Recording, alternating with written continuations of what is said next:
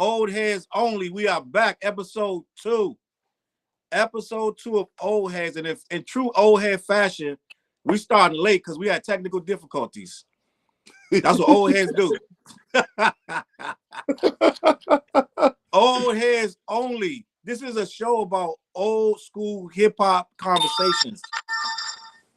What's that, Chop? That's your phone? That was my laptop. I'm closing it. All right. I'm Challz Brown. Right there beside me on the right or left, depending on how your screen is built up.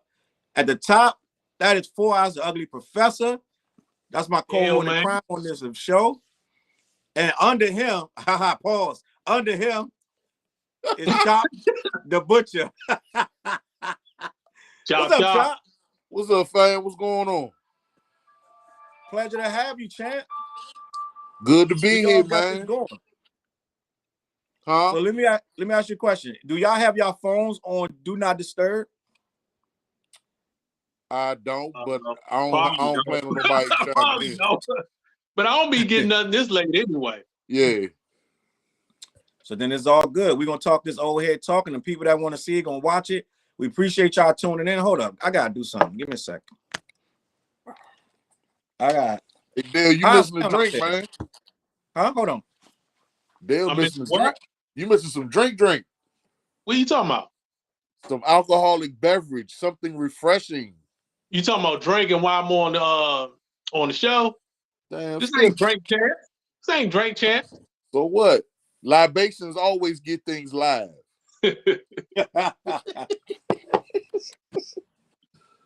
Yo, I wanted to get my mic. The mic sound crispy. All right, guys. Shameless plug. Shameless plug. If y'all ain't on it, get on it. If y'all ain't on it, get on it. What you talking about, Get on Chop? what? CLBMG. If y'all ain't on it, get on that apparel. Yeah, Chop got the hat. He got the shirt. Chop be winning on the every time we do the contest. Chop and Dale be winning the contest. Salute to Chop in the building. My shit. y'all never send me my stuff for winning the contest. What we owe you? What we owe you? I don't even remember, Joe. Nah, we got some socks or something for you. I got to figure out what we owe you. Listen, Old Heads Only. This is the Old Heads show. We talk about old head situations and things that is important to people that love hip hop from our era. Tonight's show, and I don't know, it's just a coincidence. It's a coincidence. But we're going to talk about fat rappers. And you know what that means. Chop is in the building. And just a coincidence that Chop is a fat rapper. This was not planned. I did not plan to talk about fat rappers, but it seemed like the perfect chance. DJ slash rapper. Yeah, he more of a DJ than rapper. DJ slash rapper. DJ slash rapper, you're right. So let me look in here. I found it. So Chop. What up? I want to talk about, first we're going to get to fat rappers, then we're going to get into singing rappers. Because it's been a lot of talk lately about who's hip-hop, who's not hip-hop. And Dale brought this up in the chat about, not necessarily that we could talk about Drake per se, but we're going to talk about the origin of singing rap. You know what I mean? Like, Dane used to sing. Slick Rick used to sing. He busts out singing all the time. There was so many singing rappers, bro, that it was normal. What do you think it stopped being normal? But it wasn't normal. Okay, let's be real right now. No, I'm asking, is this the first topic? This the first topic? The first topic. Okay. We're gonna jump into singing rappers. If you really think back to it, Slick Rick was the first one to really start when he did the show, and he did the, it's all because of you. I felt that joint.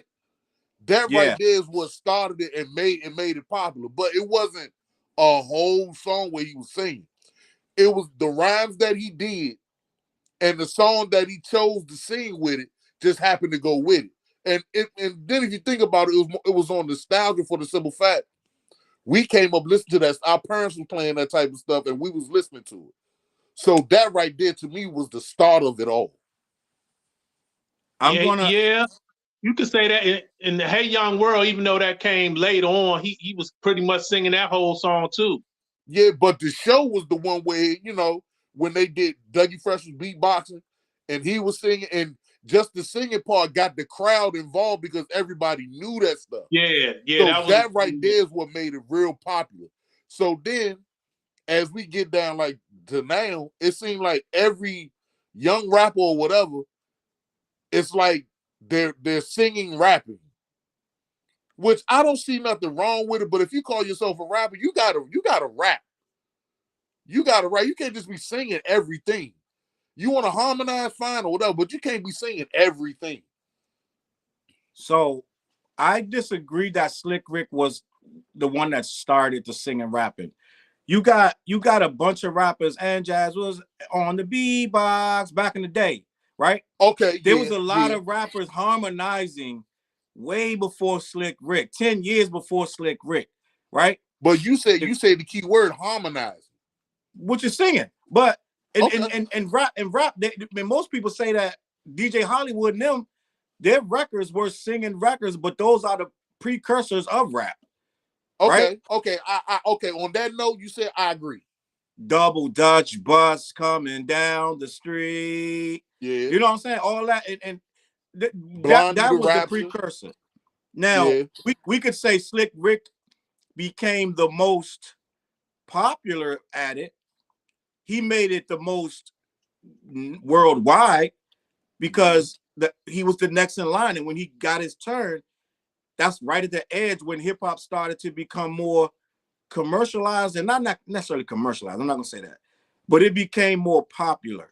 So Slick Rick benefited from that, and he came in. It's all because of you. Now he was really one of the first ones that was throwing them soulful lines in there and would just burst out singing an old school record. Yeah, I can't think of many people doing that. I mean, I would have to really dig deep. Grand Poobah after him. Yeah, Grand Poobah. How many years was that after? You know what I mean? Like Grand Poobah wasn't 5, 6 Grand years. Poobah wasn't that far after Slick Rick. But yeah, you're right. I mean, Slick Rick was around y'all 87, 88. Y'all forgetting about UTFO. They had singing joints too. Yeah, UTFO. So it wasn't Slick Rick, and I know we want to give it to him, and he was one of the best to do it. But and he did a lot of singing. He was unabashed, like unashamed to just burst out singing, and he made it cool. Yeah, Don't hurt me again. All this, you know what I'm saying? So it's like he was probably one of the most. He probably was one of the best at it, but he wasn't the first. You know what I mean? A lot of people from the 80s get forgotten about. I agree. You know what I'm saying? But how do you feel about singing rappers? I don't have a problem with it, but my thing is, Drake, he's the elephant in the room. Let's just say Drake. Right. Drake started off seriously rhyming. A lot of these new cats, they started off seriously rhyming. And then, the wave of harmonizing and singing and stuff, that was the thing. So he jumped on that. To me, it seemed like, if you was a rapper and you want to put a couple of singing bars or whatever in it, fine. But how many albums Drake got where he's singing all the songs? All the songs on his album, he's singing. Well, let's be clear. We already established that Lauren, most of her album is singing. Yeah, so that was an R&B album. That wasn't a rap album. Well, I guess you could say that for Drake. Exactly. Right. This is what I think. I think Rail said Ja Rule. Salute the Rail in the building. Ja Rule. Well, yeah, can't nobody do it like Ja Rule. That's a fact. And 50 was doing it. I think we hit. Oh, let me see. Infinity Jug, he's in the bill. He said it's got to be whack from a hip-hop perspective. Yeah, it gets to be whack from a hip-hop perspective. That's why I want to go. But where did that start? Right? Where did it start that we chose the rhymes, harder rhymes, like a Wu-Tang, or even before Wu-Tang, like a Ghetto Boys, right? Or like Ice-T. Where did we start choosing? Huh? Like an NWA? Yeah, what you think? Like, where did we start choosing So Special Ed was right. The NWA began it, right? The destruction. Because yeah, but you really can't put it on them. They was like the first I heard to do a lot of cursing. Not to me. I remember somebody in the interview saying they didn't know they could curse on record like that until NWA, and they was like, "Oh, we can curse like that." True. And then that's when the gates got the floodgates opened up. Everybody started cursing on a regular basis on their album. But you know, before that, you might hear a curse word or profanity every once in a while. The most curse words you probably heard. The most curse words you probably heard before NWA was damn, ass, and occasional shit. Yeah, you hear like every now and then. Now I'm not gonna lie. Dale is right, because the summer that NWA came out, I went to spend the summer with my cousin in Washington State. That was the first time I heard Eazy-E or NWA, and hit it because his best friend was a DJ over on the West Coast. He made me a copy, and I bought that shit back. And before I knew it, it was blasting out of everybody's car. Shit, damn, ass, motherfucker, all that stuff. All of that stuff. So yeah, NWA they kind of made people realize, oh, we can say more than just damn, ass, and shit. Well, I mean, they was like Eddie Murphy in a sort of like his stand-up where it was just cuss word after cuss word after cuss word. They were. You didn't hear that previously. I mean, you had Schoolie D and Ice-T, but they ain't cursed nothing like they didn't curse that much. But everything has a start point and then it gets progressively. That's anything. So you may get a couple curse, just like TV. At one point, there was no curse words on TV. Now you can say almost all of them. Yeah. Especially late night. Definitely. Right? Boondocks was on national televised television, and they was cursing they was saying everything. Well, hold on. You gotta take before that, because South Park was doing that too. Who? South Park was doing that before the Boondocks. South Park too. Yeah, that's true. All of that was Comedy Central. Yeah. Right? So everything gets progressively whatever. But I don't think just the cursing, it was a combination of not only just the cursing though, because we keep bringing up Schoolie D, but Schoolie D made it where kick their ass up some little punk, like da-da-da. He was cursing in that song itself. That actual song he was cursing. Right? And people wasn't talking about kicking dudes' ass like that to Schoolie D. Right? No. PSK. Oh, hold on, how'd it go? You know what people I mean? always say, what the hell is that? What the hell does that mean? Right. He was first one really talking a lot of like hard gangster stuff, right? But it progressed into what it is. Now, it didn't stop. We still had very creative, very truthful rap. We had Arrested Development. We had what's your guy? I wish I was a little bit tall. I keep referencing him. We had Def Jeff. We had Divine Styler. It didn't just go into this hardcore lane. We still was able to. We still had Domino. Here we go. You know what I'm saying? We still had parties. That's some singing. Yeah. But see, if you think about it, then we had more of a variety of different stuff we wanted to hear. But because the hard stuff was prominent, that's what each generation started to grab. Oh, I got to be harder than this, or I got to go harder than that, or I got to go harder than that. And we where we at now? Well, the record labels kind of push a certain agenda, but the streets also demanded a certain agenda as well. They do. But even go ahead. No, I was going to say the first person that I can recall that started off doing more rapping than singing, and then like went strictly prominently to singing is CeeLo Green. That's the first person I can remember like totally abandoned rapping and going the first. He's the most prominent. I'm gonna tell you who's first. To me, it's Queen Latifah. Yeah, because she actually came out with a whole jazz album. But wasn't that after CeeLo started doing a? No, that was before CeeLo. That was before CeeLo. That was before CeeLo Green. We didn't even have that jazz album before CeeLo Green dropped his solo joint. No, after Queen Latifah dropped, what was it, Black Rain or whatever? It was a couple songs on that joint where she was just straight sick. My sister used to bang that album like crazy. No, I'm not talking about when you sing now and then. I'm talking about like when you prominently go just strictly singing. You rarely rapping. I think Didn't CeeLo Green do that before Latifah? No, I think Queen Latifah did it before CeeLo Green. I'm not totally sure. I'm not totally sure, but I think Queen Latifah did it before CeeLo Green. I'm almost 100%, but it's close. But let me say, Queen Latifah. When did that Jazz album come out?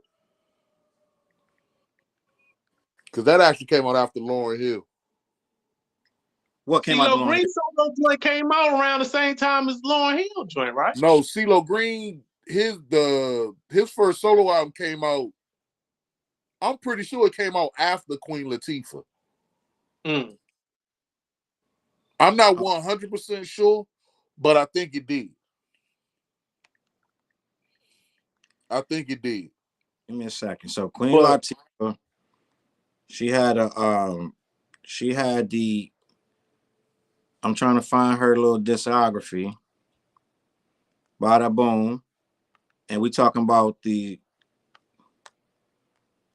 discography. Dana Owens album was 04. When did CeeLo come out? His first solo joint. Yeah, because that first solo joint he had like one rapping joint. Because that was the album with Closet Freak on it. Yeah, he had like one rapping song on it. Yep. So let's see when CeeLo Green. CeeLo Green, damn, which album was it? It was CeeLo Green and the something. Read off the discography. And his Perfect Imperfections? That was the one. Yeah, 2002. So that was in 2002. That was before Latifah. Okay, so CeeLo Green came out. He did it first before Queen Latifah. But actually, Lauryn Hill was first. Yeah, but like I said, Lauryn Hill album only had one rap song. The rest of it was R&B. She had joints where she mixed it up. She was singing, then she'd rap a little bit on a few of them joints.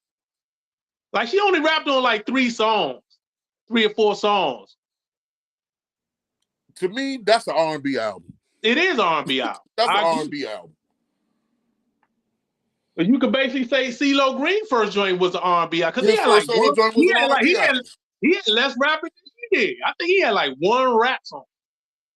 Did he? The joint with the joint that Timberland produced, "I'll Be Around." No, that was on the second joint. That was on the second one. Okay. Yeah.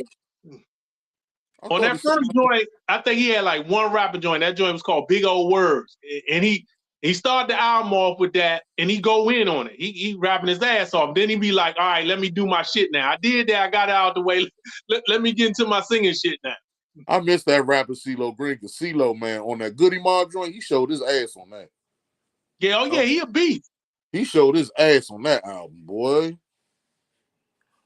So we got a lot of comments. I want to tap into the comments real quick, so we're not missing nobody's comments. So, Curtis 75 Black, Whistle and UTFO was singing. Then we talking about. I want to be with me. I said UTFO. Yeah, he said Skilo. I was talking about Skilo. Then he said, "Glad you brought up the streets wanting more." And he said, "Nah, Whistle went from bugging to singing always and forever." That's a fact. And you know what? I'm about to blow y'all mind. I'm about to prove both of you. I'm about to prove both of you wrong. Force MDs used to be the Force MCs. And the Force MCs started singing full time when they became the Force MDs. I never knew that they rapped. I never heard they they rap joints. I never knew they rap. You sure about that? I'm sure. I literally just heard it. Because they from Staten Island, right? They from Staten Island. We can look it up, but I just heard that. And as a matter of fact, I just got that from somebody else. I was watching a video 2 days ago saying Force MDs was rapping at first. I think it was DMC on that Breakfast Club interview. I never knew that. I've never heard they rap joints. And Curtis just said it in the chat. He just said they did rap first. So that's who did it first. Force MCs. They was Force MCs and then they went to Force MDs. You learn I heard that before, but I never actually heard none of their rap songs. Like I've never heard none of their rap songs. That means you too young, Dale. So you said you heard they actually rap songs. You heard they rap songs before. It's been a long time. I don't remember them, but I heard that was what happened. I'm almost certain. Itching for a scratch. I want to hear the actual rap song. He's right. Tony just said it. Tony's in the building. He just said itching for a scratch. Yeah, that song. Yep. Okay, I know it. But I thought they was prominently singing on that joint. Like they did a little rap here and there, but I thought that was mostly singing. That's what you thought, but they was rappers. They was rappers first. Then they switched it up. We learn something new every day, Dale. This is the real core of what we getting at, right? Right. We're getting at when do the singing stop being pure hip-hop and become a commercial formula? That's what we really getting at. Because we could say Mos Def sing his ass off and we treat this guy like a god in hip-hop. Because we know Mos Def can rap. Right, but Drake can rap. You know Drake can rap. Yes, he can. Yes, he can. So what's the deal? So that's what I'm saying. Where does it? But where we ain't got no whole. We don't have a whole Mos Def singing album. Drake do. You don't have. There is no. Slow down. There is no whole Drake singing album. There is not one whole Drake singing album. He may sing a lot, but there is no album where Drake sings the entire album. It don't exist. You know what? He don't sing the whole. He don't. Oh no, he don't. He don't. He got that. You know what? The last album that I really liked from Drake was Take Care. After that, I checked out. After that, I checked out. That's fine.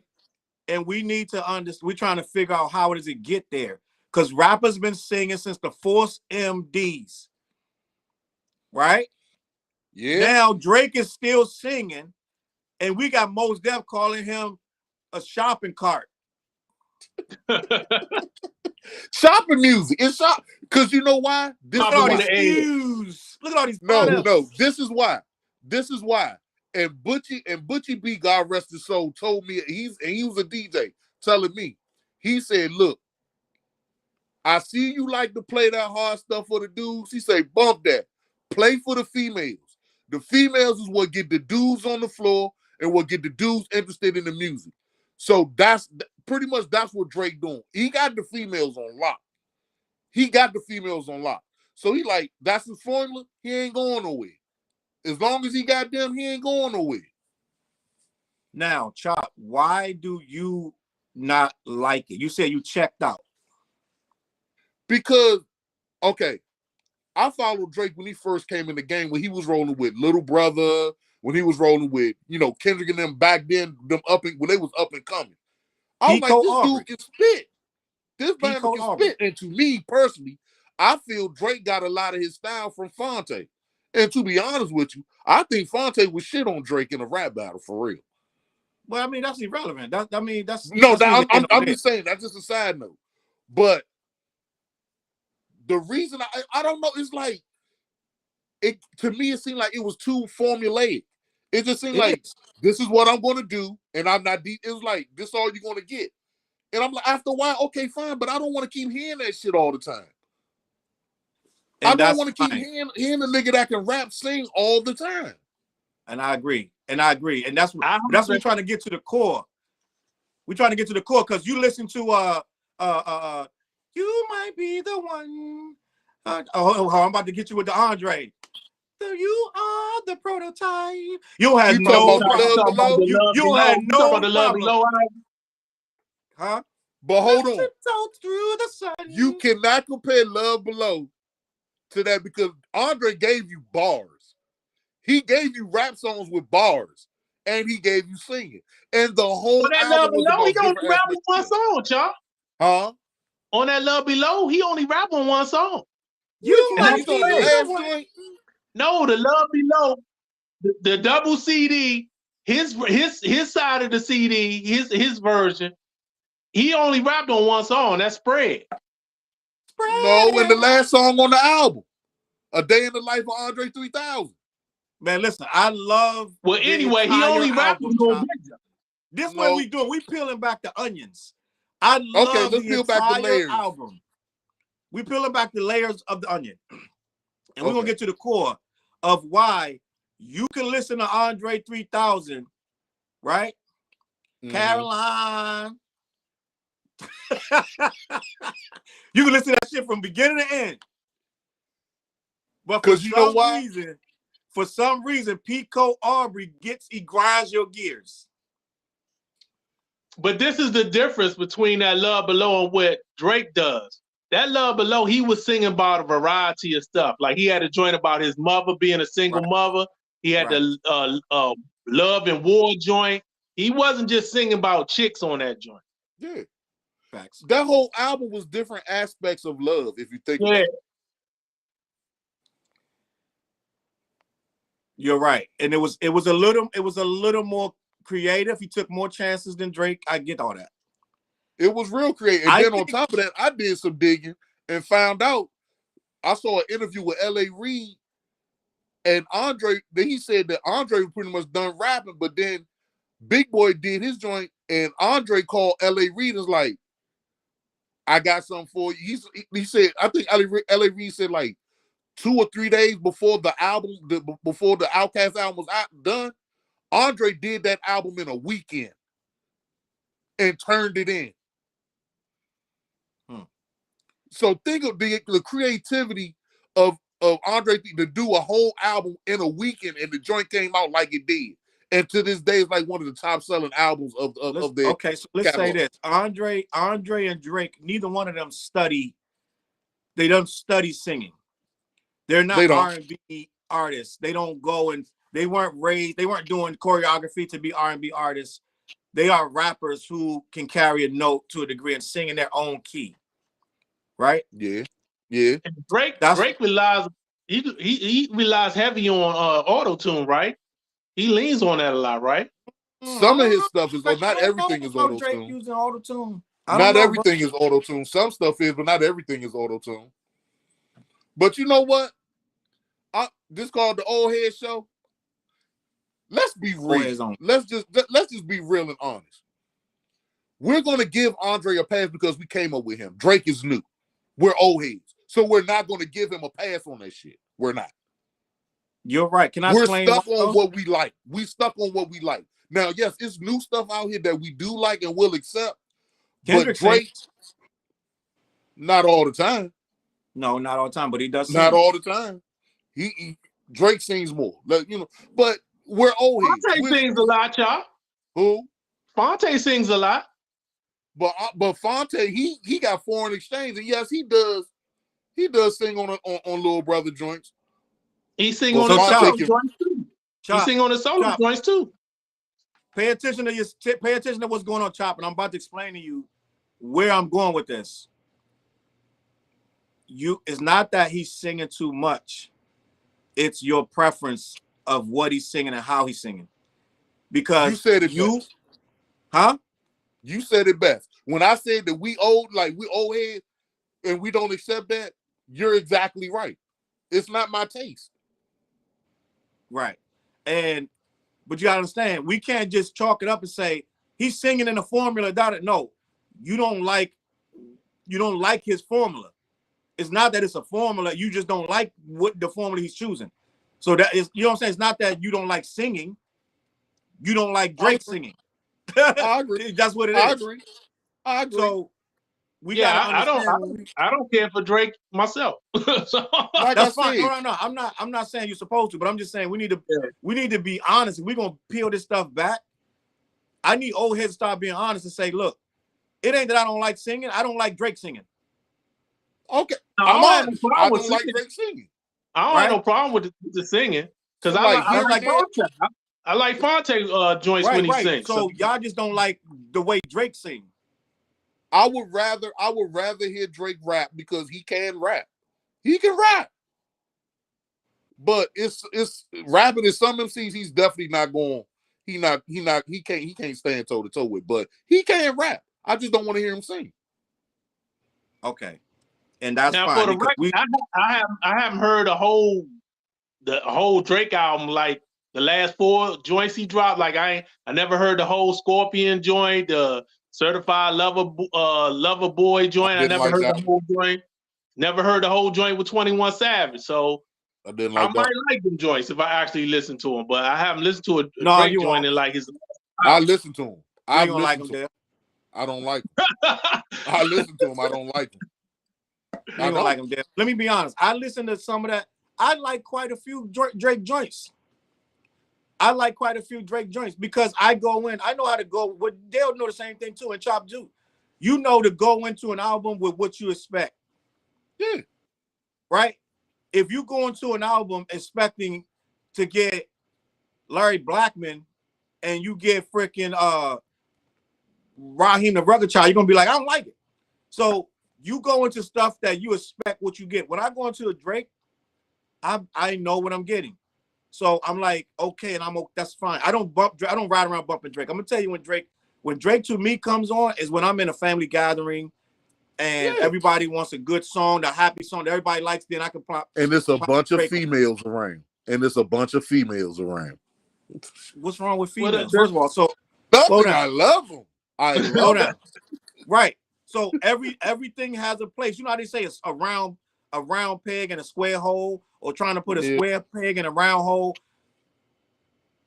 Yeah. There was a video last week that went viral where the girl said, we was at a party and everything was popping, and some dude tried to put on Nas.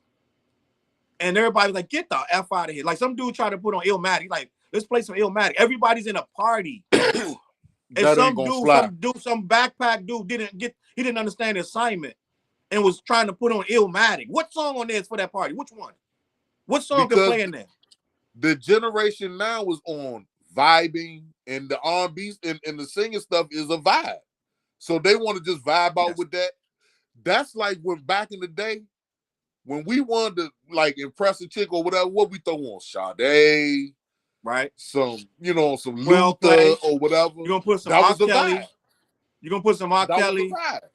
Or if you really wanted to vibe, Chop.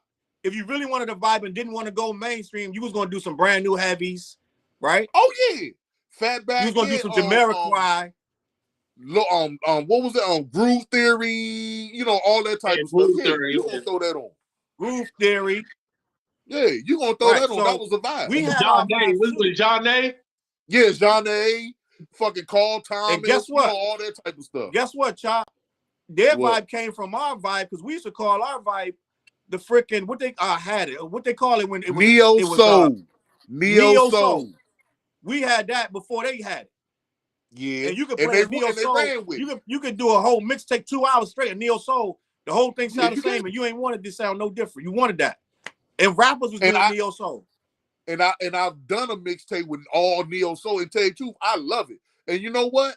Now you made me rethink what I said. They just the younger generation now with the singing stuff, they pretty much piggybacking off of us. They are. We introduced it, they ran with it. Right. Now we introduced, they ran with it. So to be honest with you, we just go ahead. I'm gonna peel it even further down, Chop. We've already got you to establish that it's not singing, it's Drake's singing in particular that you don't like. Right? Right. I'm gonna even peel it down even further. You don't like Drake singing because you think Drake is soft. And you don't want to sit there and vibe out with some soft ass light-skinned dude singing about chicks that hurt his heart. It would be nice if we switch his content up, but that's not it. Because there's I listen to a lot of stuff that some people might think is soft, but that's just the mood I'm in. It's a mood. It's a vibe. You great to lie. You great to lie. Listen, Wayne in the building, he got a comment too. You great to tell a lie, Chop. He said I'm about to lie. You about to lie. Name 5 soft dudes. Name 5 openly soft dudes that you're good, that you really listen to. And you can't say Frank Ocean. I do like Frank. I do fuck with Frank. You talk about now? You talk about now that it ain't that many soft dudes out for real, for real. You bumping that little Nas? Let me read these comments. Hold on. No, I ain't bumping that. Let me read these comments. Curtis said Drake can't sing. He said that's always been the case. Infinity Jug said a lot of old head hip hop niggas stopped listening to Drake when people was calling him the GOAT and saying he better than Hov. That is a fact. That is a fact. He's not better than Hov. He not better than Hov, but to them he is. Yeah, to the younger but Anthony you know Jackson what? Said that this generation want to listen and dance to little Jimmy Brooks from Degrassi. But you know what? This is the thing. It's generations. If you think about it, in the 2000s, Lil Wayne was that generation's Hov. In this generation right here, Drake is taking over that spot as their Hov. Because we came up with Jay-Z. We came from the first album to what we got now. These the youngest in the 2000s, they came with Lil Wayne when the block was out or whatever, to the Carter, all the Carters and stuff. They came up with him. Now you got Drake. That generation is coming up with him up to now. But you know what else too, Chop? What? Not only are that's the generation, you got to think what the generation coined the term emo. So all of this stuff is emo. That's what they've become. They take mental health days, bro. Yeah, they don't want to flip in the Olympics because they got the twisties, bro. You gotta think it's a different world. And imagine who's the #1 basketball player right now in this game right now. And I talk about him all the time. Everybody because I don't like that he shoots threes all day long. But that's their hero. Steph Curry. Steph Curry is their Jordan right now. That tells you everything. Every generation he ain't played with the flu. Did he play with the flu yet? Let me know. Hell no. Hell no. But that's their Jordan. Steph Curry don't be taking days off of mental issues, though. Right. He don't do that. You thinking like Ben Simmons or somebody like that. He do that shit all the time. I mean, not necessarily. When you look at Steph Curry, do you see a freaking Rodman or do you see an Artest? You don't see that. No. This is a guy that's playing smart. He's not getting banged up. He's shooting outside. You know what I'm saying? Like, it's different. Because you know why? Because you know why? When it comes to sports, it's like now they realize that the sport don't care about how the bangs that they've taken, the injuries that they've taken or whatever. Right. So they're like, let me move smarter so this bag can last me longer, so I can get this bag longer. And that's what I'm talking about. It's about the bag. And somebody like Drake is doing what? Grabbing the bag. He getting the bag. Grab and go. So you got to think, they idolize somebody that's singing, getting the chicks to drop their panties and getting the bag. They don't care about DMX. They don't care about that. They know who it is. They respect this stuff. Y'all gonna make me lose my mind. They respect it because their parents pushed it on them every day. Every day with riding to school, and they pops he running DMX back to back with Ja Rule and 50 Cent. They know who it is, but they don't want to hear that. They want to hear Lil Uzi Vert. Think of the rappers they have now. So think of the whole scene. So you're saying the whole scene is not the same. So that's why their Jay-Z is a Drake, because their whole scene is emo. They got whole new language to describe stuff. So answer me this question. Yeah. So we're saying fuck the integrity of hip hop and progressing it forward to get a bag. Are we saying that for the bag? It doesn't matter what you do as long as it's for the bag. Chop, when you use the word integrity, and I'm not dissing this generation, I'm just saying it's different. They got a dude that literally went to court and pointed at his entire gang and got them all 10 years. And his career never missed a beat. More than one of the rappers have done it at this point. And they go to the shows. They calling Gunna the best album of the year. Now, back in our day, he wouldn't even have been able to put that music out or perform nowhere. Hell no. It's a different era. So you're trying to put our sensibilities on an era of people that don't have the same mentality. So look, so then this is my question. Where do we find a balance of where we came from and what's going on now to try to get that together to get more of a variety than what we're getting now? You can't. God damn. Really? It's gone. It's variety, but you're not gonna find it in the mainstream. No. And you're gonna find it, but you're gonna forget about it. You know how many artists I found over last year? Oh, I like that. Like, I found a lot of young artists too. Do a dope little indie video, just bars and spitting da. And I can't even find it no more. I can't remember what it was because it's so buried. I found about 20, 30 artists last year that I liked. I liked it. I saved it somewhere. I can't find them no more. Because for one, they don't have the money to keep pushing their music in my face. True. Right? They don't have the money. So I found dudes that was nice and I can't find them again. They buried. Right? So that part. And then you still got a lot of us still out here making music. I'm making music. Dale making music. Chop doing whatever he do. Everybody I know my age is still. So we're flooding it. And then the youngest is flooding it. It's so much. It's so much content. It's what you call it. What do you call that, Dale? When it's so much oversaturated. It's oversaturated. It's oversaturated from every level, and it's hard to pick through this stuff now. I thought about it. I was like, some of our heroes would not have survived right now because there's so much stuff out. They would get swallowed. Nas would have got swallowed up right now. He would have been a nice dude. Run with Hit Boy. He would have been a nice dude that's in Queens, but they would have been like, yeah, he's nice, and they would have been kept moving because he wouldn't have been able to play the game that they need him to play. Yeah. Damn it, Jim! You making me. I'm really old. I'm old head. I don't want. But that's where we are. We old heads, and we talk about these things in these little corners of the internet, and hopefully somebody will find it. I don't feel like I'm missing out on them because I get a lot of good music. So I don't feel like I'm missing out on. I don't feel like all is lost. I just listened to Benny Butcha. I just listened to Benny yesterday. You know what I'm saying? I get so much good music. I don't feel like I don't feel like Conway, Freddie. I get a lot of good music, bro. So Slim, I don't really feel like it's a void.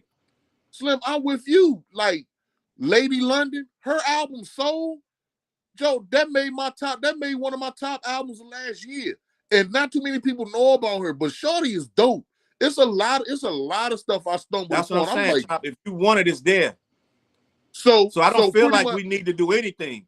So if you want it, it's there. They're not going to mainstream it. So you're saying this is the status of rap, right? This is how rap is.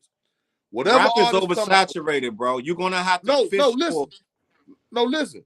Any rapper that come out can make it if they find their core audience, and they can make a bag with their core audience. That is so. So the artists don't have to appeal to the masses. All they got to do is appeal to who rock with them.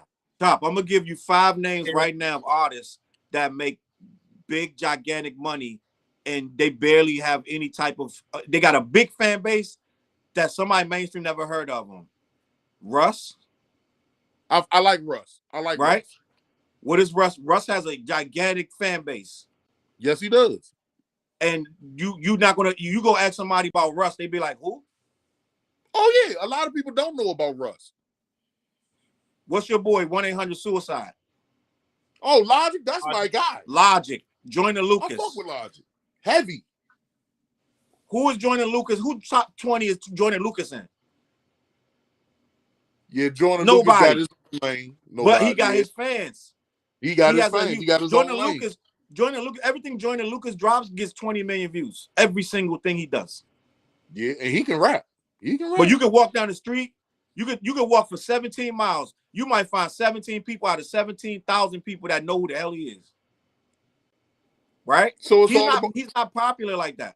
He's very popular to YouTubers. Like right now, Castanet, right? The YouTuber. You know who that is? Nope. Huh? Millionaire. Nope. He's the kid that just broke up he just lost the $300,000 $300,000 bet. Yeah, the 21 Savage. Now to the kids, he's a god, right? But we don't know who he is. Most old people, I gotta explain who he is. Well, he's the kid that you know what I'm saying? But it's all about it's enough kids that fish for him that he can go pay a $300,000 bet like it's nothing. Yeah. So that's what I'm saying. It's out there. If you want it, you just gotta go look for it. I don't feel that the music is in a bad place. Yeah, it's some young artists that put out the type of stuff that we typically like that not mainstream. Like you got your old Drew. You got Nick Brand. You got Nick Brand. You got Shay Noir. Shay Noir just dropped the EP. I love Shay Noir. And these are folks that are in their up like late 20s. Yeah. You know what I'm saying? Yeah. I even consider like if you listen, you in your late 30s, you still young in this business. If you know what I'm saying, you got another 20 years of rapping in you. You know what I'm saying? So Yeah, it's like Benny the Butcher is 39. Yeah, and a lot of these guys are creeping up there. I just realized I didn't know Eminem is 51. Did y'all know that? No, I could believe that. I didn't know that. I didn't know he Eminem was is that 51. old. Somebody told me yesterday. They went on my video and he was like, bro, Eminem, he said Eminem was 35 in 07, something like that. I said, what? What? Ain't no way he was. I thought he was in his 20s. So he was did 35. A Jay-Z. Huh? So he did a Jay-Z. So, yeah, he got on late because he got on late. Yeah. I think it was in his 20s when he got on. But end of the day, right? I don't think that Rick Ross is like 48, 49. Yeah. And getting a bag. And Rick Ross put out some amazing shit. He got on late. Amazing music. I was trying to learn. It ain't about how old you are with this rapping, bro. A lot of these dudes gonna rap another 10 years and still be hot. And like a lot of these dudes, Benny and them only 5 years hot. And you know what? Y'all made me realize. If you want to make music or whatever, do it because you can make money. Just find your core fans. So man, it's there, bro. Yeah, the money is there. Just find your core fans. Be in control of your merch. Go ahead and go from city to city, state to state to do your show. You can get your money and retire real nice. I got a comment in there. He said, looking like Larry Holmes, flabby and sick.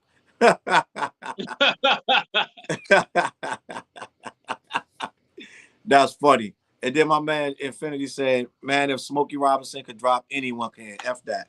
That's hilarious. Smokey Robinson do got some new music. That's funny. I'm gonna die on this. I'm gonna die on this mic. My mother might be looking for that shit. I don't know what old people's out there gonna buy some Smokey. Somebody, because old people don't even be buying music no more. Hey Slim, no, I'm about to put you on to something. October London. I turned that on to my parents and they love that album. That album is a dope album. October London is a nice album. Oh, nice R&B joint. It's R&B it gives you Marvin Gaye vibes. Yeah. Like Joe, my mother and my father love that album. That album is banging. Yeah, that right there is a vibe. Yeah, that October London is a vibe. All right, send it to me. So we talked about singing and rap, and we have determined that it's not that you can't sing, it's who sings. We don't like it. I don't like it. I don't like it. Said that's fire. The album you was talking about, October London. You said October London? Yeah. That album, I'm gonna send it to you. That album is amazing. Send me that. I'm late on that. But we already decided that you can sing all you want in hip hop. Yeah, you can. Somebody gonna like it. Yeah, the real surprise. I never heard of October London. I could have and just forgot, bro. Listen, I don't know if you ever seen that movie called with the memory, the little ball. You got a whole bunch of balls, and then once you get too many memory balls, some of them just gotta get thrown out. So my memory balls be just leaving. Like his stuff be leaving. I can't even remember everything, bro. My little memory balls they just drop out. Pause. You wow. Listen, so we've already determined singing rappers are okay. You know who do a lot of singing right now that I rock with? Freddie Gibbs? Freddie Gibbs. Yeah, he's doing singing joy every now and then. Yeah. Freddie, hold on. This is my question to y'all. This is my question to y'all. That the Freddie Gibbs album, what was the one Soul Separately? Which one? Soul Separately. You talking about that one? To me, that album is better than Alfredo. It is. 100%. That album is better than Alfredo. Matter of fact, that album, and you could correct me if I'm wrong, that might be one of the best albums of the year. Like, it's for me, and I know this is controversial, that to me it's either that or Mr. Morale. To me. And I'm thinking that I don't want to edge out Mr. Morale because I love the actual concept of it. Separate years. Nah, Mr. Morale came out 2 separate years. They came out 2 separate years. They came out 2 separate years. They came out. What are you talking about? Mr. Morale came out the year after that. Yep, it did. It did. All right, hold on. Google it. I'm gonna Google it because I'm almost certain that Soul Separately is better than Alfredo. I love Alfredo though, man. I love Alfredo. Love that album, but Slim, there's no skips on Soul Separately. It's not. And Alfredo's a good album. There's only one song I didn't like on that movie. Alfredo's did a you good listen album, to the extended version? Yeah, I got So Separately is so much. It's so well rounded over Alfredo, and Alfredo bangs. It is. It's more well rounded than Alfredo. I definitely say that. It is. It is. Hold up, this John. Damn, they ain't even updated with. Oh, So Separately, 2022. I know I ain't crazy though. Hold on. I know I'm not on fucking crack, bro. Why do I think that shit? Because it probably bled into it. I'm not on crack. They both came out in 2022. I'm not on crack. They did? No, they didn't. They both. I know they did. I just read it. Mr. Morale was released on May 13th. Listen, Dale. Mr. Morale was released on 2022. What month? May. When did So Separately come out? So Separately came out in 2022. What month? September. Dang. I was listening to both of them joints. The So Separately made me put the Mr. Morale down. Them two joints was they was on heavy rotation with me around on when they came. Yeah. Okay. They came out at the same time. I'm not on crack. But listen, end of the day, I want to discuss fat rappers now.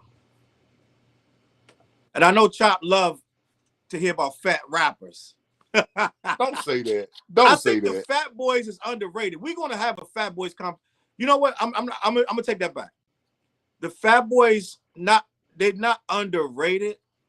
They were huge, but they don't get the respect that they deserve. And I know that they shot themselves in the foot because they got so corny. They went commercial. When the Fat Boys first dropped, they changed a lot for young MCs, young rappers. Because we ain't had no young rappers when the Fat Boys came out. They was the youngest rappers out. So would you say they was the first gimmick? Would you say they was the first gimmick? No, because you had Dr. Jekyll and Mr. Hyde, which was a full-on gimmick. So they weren't the first gimmick. And you had the Pee-wee Herman. Like, so you know what I'm saying? Like, they weren't the first gimmick. But to exploit themselves as far as being fat. Yeah, a lot of them groups back then did gimmicks though. A lot of them because they were trying to fit in with it was a gimmick. It was a gimmick time, yes. They were trying to fit in with the R&B. They were trying to compete with the R&B. I think after the Fat Boys did Disorderlies, which is a classic movie, I think that's when everything went downhill. I'm gonna tell you what they said. I was watching that. Did you watch that Cool Rock interview I sent you? No, I didn't. I meant to watch it before, but I didn't get a chance to. But he said that the label was making them do everything really commercial. Once they had one hit, it was over. They made them do everything commercial. They did the twist. They did Wipeout with the Beach Boys. Wipeout with the Beach Boys. But you gotta realize MTV was huge back then, and they were doing stuff to get on MTV. They had the Beach Boys, Chubby Checker. It got so ridiculous, but that's the era that we didn't know that if you get too corny, you're gonna get out of here. They got so corny, you couldn't even respect them. I bought everything they made, dog. And when I bought them that Wipeout joint and all that, I started being like cruising and all. I was like, I can't listen to this no more. It got really goofy, bro. Like, hey Slim, I'm not gonna lie. I'm not gonna lie. On that Crushing album. Was that the name of the album that them two songs was on? Crushing. Like on the art cover, they was like in the junkyard, and they was like standing on top of these crushed cars in the junkyard. That was crushing. Was them two songs on that album?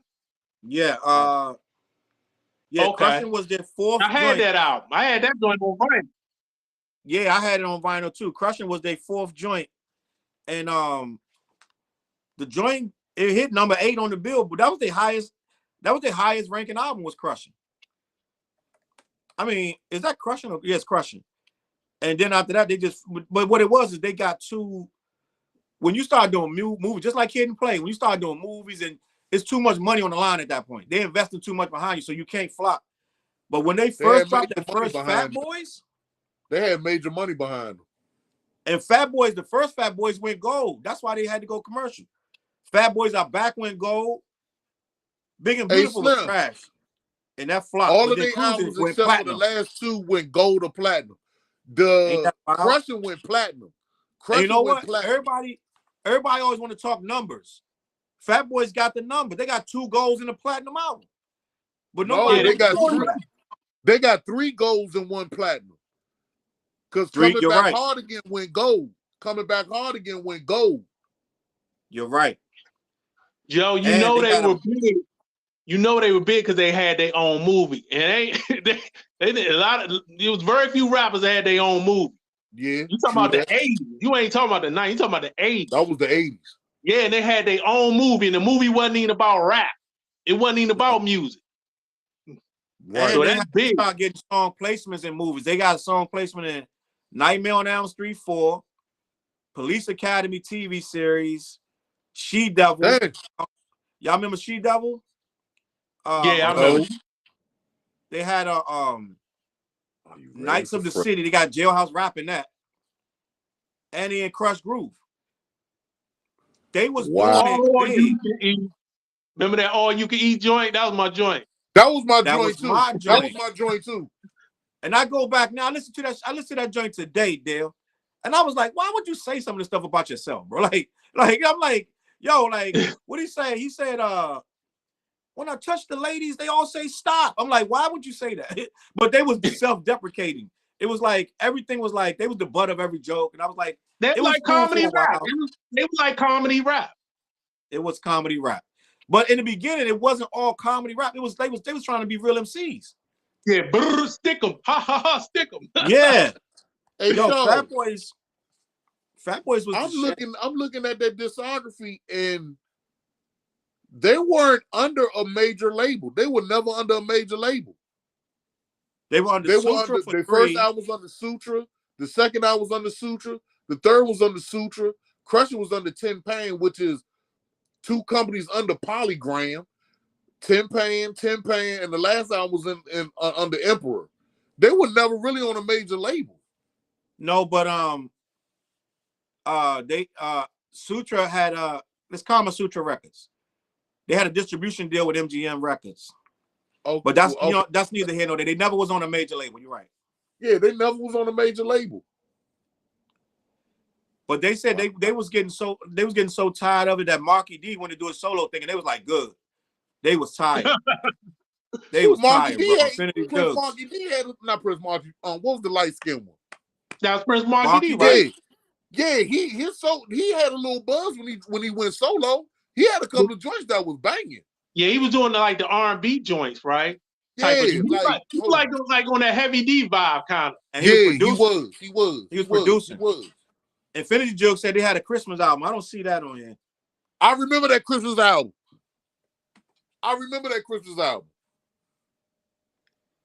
They might have it under soundtracks or something, but I don't remember that. But yeah, they probably did. But they listen. Everybody's talking numbers. These dudes had numbers. They had to join the chokehold for, let me see, from 84 to like 88. They had a nice little run. That's not a good run though. They blew up real big and fizzled out fast. For that era, that's a nice run. For that era, that's a nice run. Did you know they had 3 feature films? Let me see. Disorderlies and what else? Disorderlies, Knights of the Cities, and Crush Groove. Okay. I don't even know what Knights of the Cities is. Knights of the Cities came out in 86, and Disorderlies came out in 87. They just ain't that movie. They just ended joint. But yeah, they feature. My whole point is this, bro. My whole point is this: Fat Boys, and I always say this, but it seems like I say it a lot. But they changed my life, bro, because them dudes, they made you feel like you could actually rap. You know what I'm saying? Like before, it was Run DMC and all these dudes. You can't rap. You can't do nothing with these dudes. When they came, you start thinking maybe I could put the pen to paper and write. And it was them and Dougie Fresh and the show that made me feel like I could put the pen to paper and actually write. It was them and Dougie Not for me. Who was it for you? Because for me, as far as big dudes, and you know who I'm going to say. You going to say Biggie?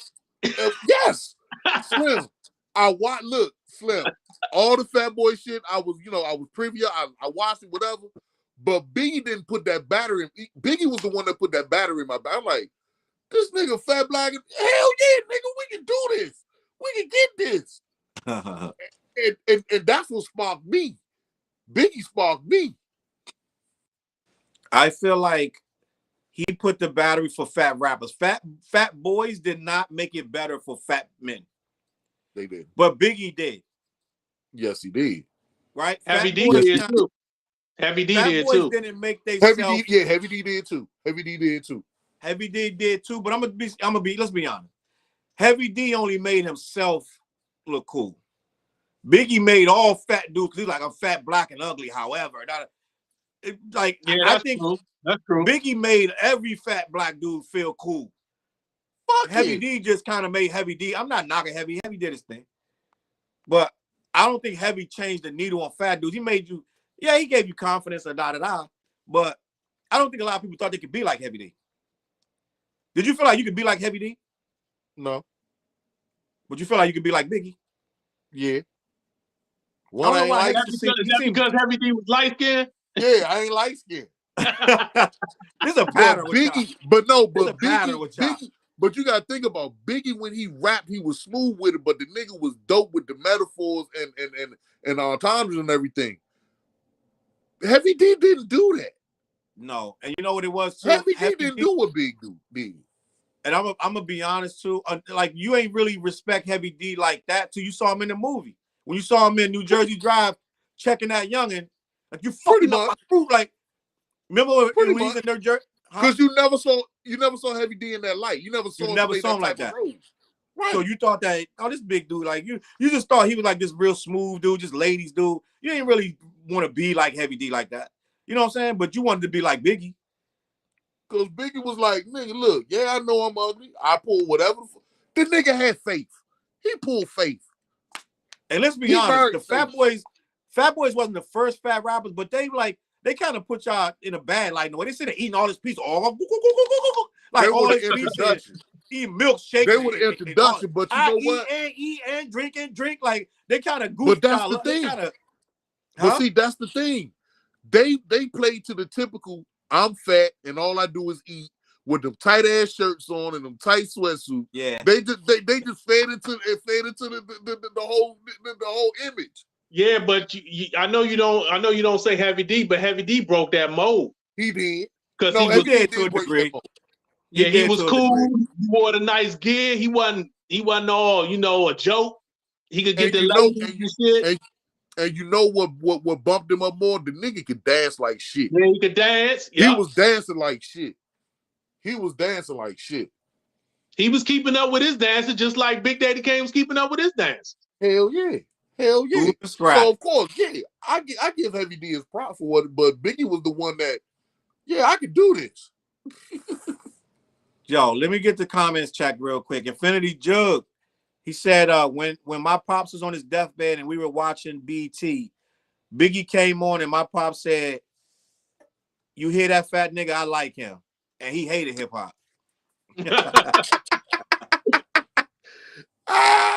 That's funny, but I like it. But we connected with Biggie for some reason. I don't know why. And Chop got me really listening to that Biggie joint like that. Because I wanted to hear, but Chop heard it before me. And I was like, what I usually do, I wait till the hype died down. It was so much hype. I can remember about 5 albums I did like that. With Redman joint, I said, I'm not gonna listen to it yet because it was so much hype on Redman first joint. I was like, I'm gonna slow down. I don't want to hear it right now. I don't want to hear everybody gassing it up. I'm gonna wait a couple months. I waited. Like I did the same thing with Biggie. I waited. Hold on, but y'all, do you remember the conversation when I called you from Sam Goody and I got that Jay-Z album? He was like, that nigga that was fast rapping with jazz. You had a whole album. Yeah, you had the single. You had I bought the album. And I said, Challz, you might want to check this joint out. You was like, who that nigga right. Jay-Z, the fast rapping nigga? Man, whatever. And look where you went. Yeah. You was shitting on. I was like, Joe, this nigga on some shit. But it was a fast rapping nigga. We like back then. I hadn't heard it yet. He was. But that album, it was totally different what but that's neither here nor there. But yeah, you always wait for the shit to die down before you jump into it. Because I hate the hype, and then people like they just get so worked up over stuff, and it's a lot of times it don't even be like, you know what I'm saying? You can't process it when everybody like yo, they're going crazy. So it's like let it breathe for a little bit. That was me, and I let that reasonable doubt breathe. But then when I came, you listen to it with clean, you listen to it with crisp ears, like without the hype, right? And I understood it. But you gotta think we was in the streets at that time, and everything he said was real. Like I was like, oh yeah, this dude's real. Like this real. Like you could tell a dude just making up shit, and you could tell a dude that's really talking about some real shit. Like reasonable doubt, he really tapped in. It's like, oh, this really, this dude's really out. Real shit. Yeah, it was some real shit. It's really out here, and people that can't understand it is not out there, so they don't understand that's a real album. Oh but I feel like have fat rappers came into their own yet, or they still trying to get there? Let me see. You don't have any fat rappers out now that's really doing it. You don't. I can't think of Rick Ross. You got Rick Ross and Fat Joe. Rod Wave is fat. Rod Wave. I heard the name, but I'm trying to think of. Is that the dude that did the song about the box? About the box? Yeah, I think that's it. He be singing a lot. He sings a lot too. I've never seen him. I didn't even know he was big. I thought that would have been your man. I thought you would have rocked with him. No, but like you said, Fat Joe. Rick Ross. Fat Joe ain't fat no more. Rick Ross, he's still a little chubby, but Fat Joe is still fat. You ain't see him on that joint in the Yankee Stadium when he took his shirt off? That nigga fat. That nigga still fat again. That nigga still for a minute, that nigga, they was calling him Skinny Joe. No, he's still fat. He just lost some weight. Did you see that chop? The joint when he performed at the Yankee Stadium? Yeah, that nigga took his shirt off. That's Fat Joe. That's Fat Joe. But yeah, them the only two. Well, three. You said Rod Wave, but Fat Joe and Rick Ross. But Rick Ross did. Hold up, bro. Rick Ross did put out some banging. He put out movies. This shit is just banging. Rapper Big Pooh still big. Yeah, but shoot, his last solo, him and Fonte, yeah. And I love that last album. Rapper Big Pooh just put out a solo joint a few years ago. Who? So y'all trying to tell me we haven't had a rapper that we can get behind since Biggie, a fat rapper? Like I said, Rick Ross. Okay, but Biggie died about how many years before we got Rick Ross? It's been some years since we got Rick Ross. It hasn't been that many other fat dudes. Biggie was dead no less than 10 years before Rick Ross was ever even heard of. More than that. So we couldn't get nobody else? Huh? Nobody. I don't think it was anybody before Rick Ross. So fat rappers losing then. Yeah. Damn. You had Fat Joe and Big Pun. Oh, Big Pun is dead, and Fat Joe is skinny.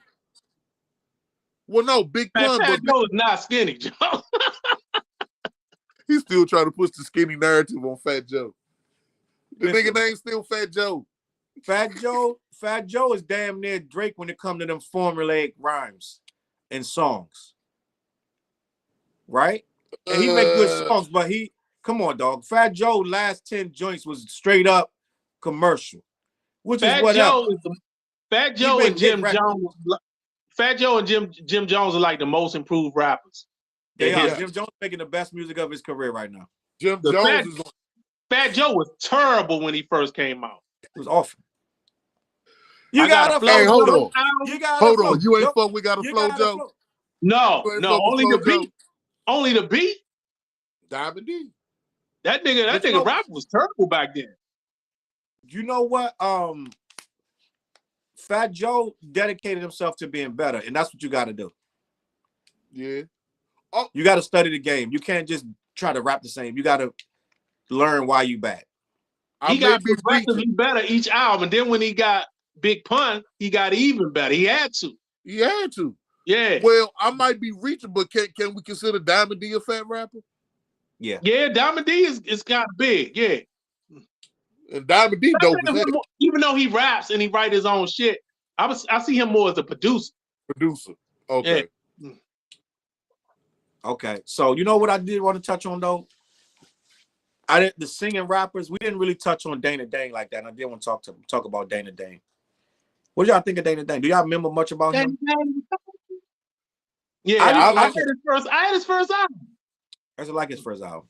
Nightmares, Nightmares, and Nightmares of the Night. Nightmares. This Be the Death Beat is his best song. Yeah. This Be the Death Beat. Oh my That's when hip hop was Delancey Street. Remember Delancey Street? Delancey Street. Oh my God. Delancey Street. But damn, This Be the Death Beat. This Be the Death Beat. Yo, listen. That joint is just classic. That joint is just classic. So why would you say Dana fell off? You know what? You can't have two British dudes in the same. Too much like Slick Rick. He was too much like Slick Rick. Two British dudes can't occupy the same space. Weren't Dana and Slick Rick a group? Weren't they together before? Yeah, the Kango, yeah. The Kango crew. So I'm like when you say Dane, I lump him with Slick Rick. To me, he came out after Slick Rick. Slick Rick was just actually better than Dana.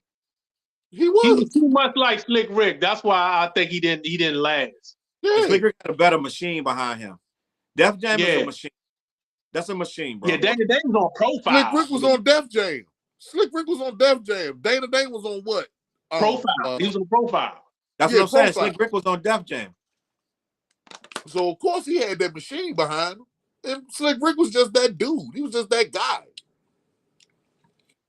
Right now, Chop, I'm going to go even further. I think singing rappers won.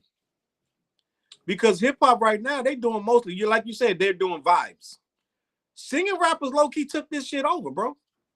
They did. Don't they still consider Post Malone rap? Even though he sings a lot? It just dawned on me. We sitting here talking about Drake. And if you look at the top 10 rappers, quote-unquote rappers right now, all of them are singing rappers. Yep. Kid Cudi, all these guys are singers. They sing rap. Whole thing. We the ones out of touch. Yeah, you can say that. But have y'all checked out Kid Cudi's new album? I haven't listened to it yet. I plan to. Slim. I bought Kid Cudi's first album, was mad as shit. Like, I don't want to hear this coke. I did not like that. I was disappointed. I did not like that album. Slim, this album, I don't know if it's DJ Drama or whatever, but this new Kid Cudi album, I gave it to your boy Fleas. Fleas was like, this joint nice. He liked the joint. Check it out. Listen to that new Kid Cudi album. He rapping. He ain't singing. He rapping. Okay. We always be like, he ain't singing. He ain't singing. Like, if it's good, it's good, right? It's good. It's good. But did you listen to Kid Cudi's first album? I don't even remember. No, I don't think I listened to it. I don't think I listened to it. Joe, he was doing too much drugs for me. I didn't like his first two albums. I listened to his first two albums. I didn't like. Hey, Dave, see, I'm not gonna give a third listen. If I don't like your first two albums, I'm not listening to nothing else. That's pretty much it. I haven't listened to an album here since his second joint. Me neither. I ain't listened to another album since this joint. Since this the That's movie. like with Drake. That's like with Drake. I didn't like Views. I didn't like Views in the other album that came after Views. So I stopped listening to him. My favorite Drake album is Views. Are you crazy? Like that's the way he doing all that Caribbean shit, right? I did not like One Chain. I'm gonna tell you why. I'm gonna tell y'all why y'all don't like it. Y'all don't be around a lot of Caribbean women. No. So you don't understand the vibe of it. That's a party album. So when you're around a lot of Caribbean women and that Afro beats and all that stuff come on, it'll make sense then. You'll be like, oh yeah. Hey Joe, it's different. If I'm in Jamaica or Puerto Rico or something on the beach with a Mai Tai and a nice little Latin thing shaking her ass, okay, that's cool. I can deal with it. I don't want to hear that shit now. But Chop, you know what? You don't be wanting to hear a lot of stuff either, because it's a lot like you and Dale. I'll be liking stuff, and y'all be like, "That's trash." Like it's like that's not trash. true. Like for instance, no, go ahead. For instance, y'all don't like Blueprint 3. Which one is Blueprint 3? Is that the one with On to the Next One on it? Yes. I like it. That album was all right. It's not a bad album. It's not one of his At the best time, albums. y'all niggas was not feeling that joint. And when Dale came up here, you was like, y'all made me start feeling that album because me and Shorty was bumping that. We was going nuts over that album up here. And Dale was like, you know what? Y'all gave me a different perspective on that album, on that Blueprint. Because when it first came out, y'all wasn't feeling it. And then Dale came up and he was riding around with us. I just didn't think it was. I didn't think it was great by any means, but I thought it was a solid album. It was cool. It's a great album. It was cool with me. But you know, one album I was mad at of Jay-Z's because he put the best songs is the first 4 songs of this album, and it seemed like once I get to the 4th song, I don't listen no more. Kingdom Come. Yeah, the beginning of Kingdom Come is nice, and then it gets back. Y'all niggas down. I argued y'all down about that album, but it wasn't that strong. Even he admits that. But even the first 4 songs, no, like the first 5 songs. The first 5 songs, Lost Ones. Hold on, you got that prelude joint where he say, "If you buy it, I'll make it." To something to that degree, I can't remember the line. Yeah, that first song. That first song is like that. He go in on that. They say the beats banging, but your hooks did it. Your lyrics did it, but the rhymes, he rhymes his ass off on that joint. Then you got the joint where Just Blaze freaked that Rick James sample. Oh my god! No, the joint where he used the Janis Joplin sound. Oh my god! Yeah, that joint crank too. That beat is insane, but that song is amazing, Joe. Just Blaze did the Oh My God. Oh, Just Blaze did the first 4 joints. Hands down. That's why they crank. Exactly. He didn't do the prelude, but he did Oh My God. He did Kingdom Come. He did Show Me What You Got. And he did Lost One. Do You Want to Ride, which surprisingly produced by Kanye. That's where the album starts to dip a little bit. Yeah, that's on Turf. That's on Turf. Yeah, 30 I didn't rock with that joint. I like the 30 joint. I think Dr. Dre did that right. Stuff, but he didn't have the right music with it, and he didn't have the right hooks. He just wasn't ready. What about 30 what was it? 30 the new 20 or something like that? Yeah, I like that joint. Didn't Dr. Dre do that joint? That joint bang. I like that joint. Yeah, and I like Mama I Made It too. I like the Mama I Made It joint too. Yo, Shorty loves that beach chair. I really love that beach chair song. I can't stand that beach chair.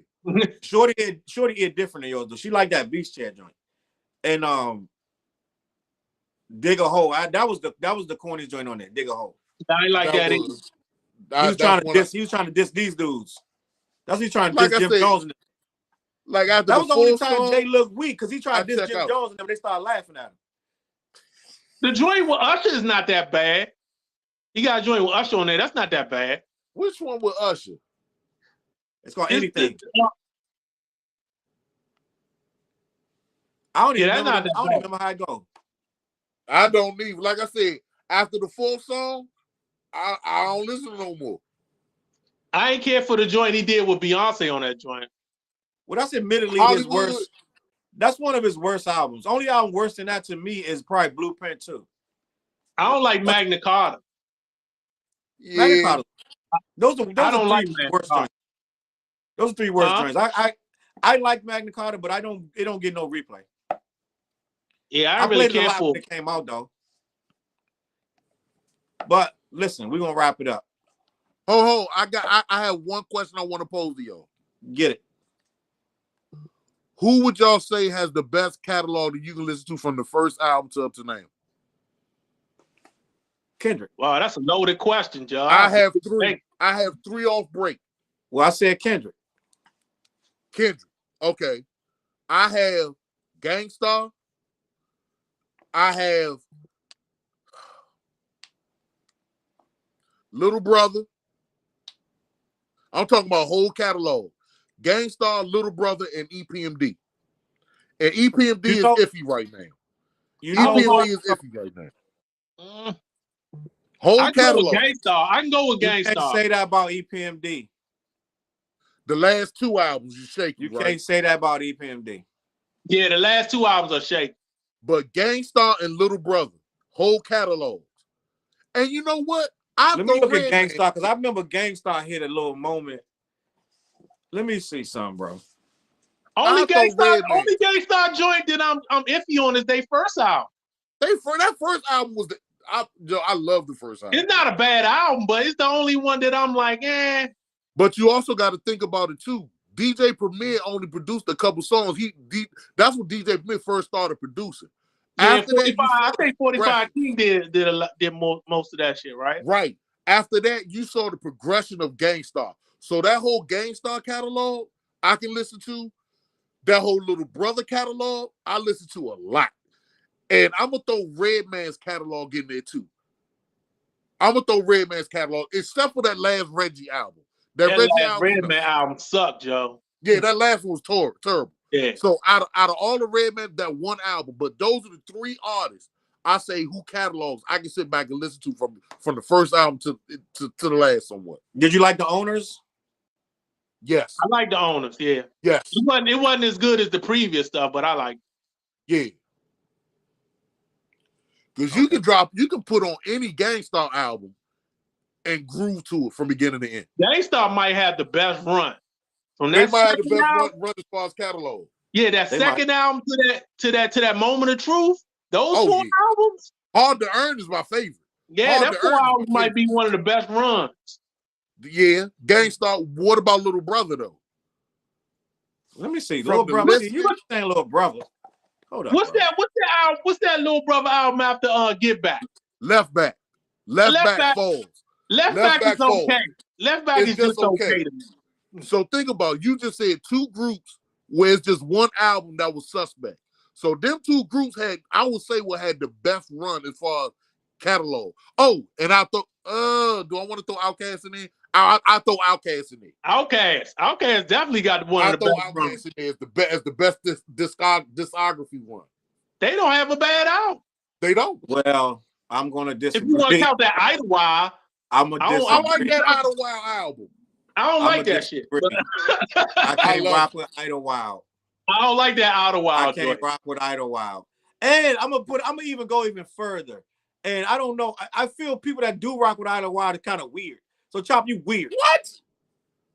No, because you know what? Now. Look, I'm going on the record right now. I like musicals. I look at musicals. I like musicals. So but I never really considered that part of their discography because it was for the movie. It was a soundtrack. It was like a soundtrack. It was a soundtrack. The movie was like a soundtrack. It was. Because I was mad at that movie. You had Macy Gray on there. You had a whole lot. You had different. I actually like the movie. I just don't like the album. Really? No, I ain't like that movie. Okay, so think about it. Within the three that I named, there's one album on each that y'all said that y'all really couldn't rock with. So those three artists, I think Outkast and Gangstar got the best discographies. And you wouldn't say Little Brother too. It's only one album. It's only one album. So that Made the Lord Watch, y'all rocking with that? That joint is banging. That's just okay to me too. It's just okay. No, that joint is amazing to me. I still listen to that to this day. It's just okay to me. That joint is banging to me. I can't put them with Gangstar and Outkast. I'm sorry, I can't do it. I'm just biased, but I love Little Brother, but I can't put that shit up to that.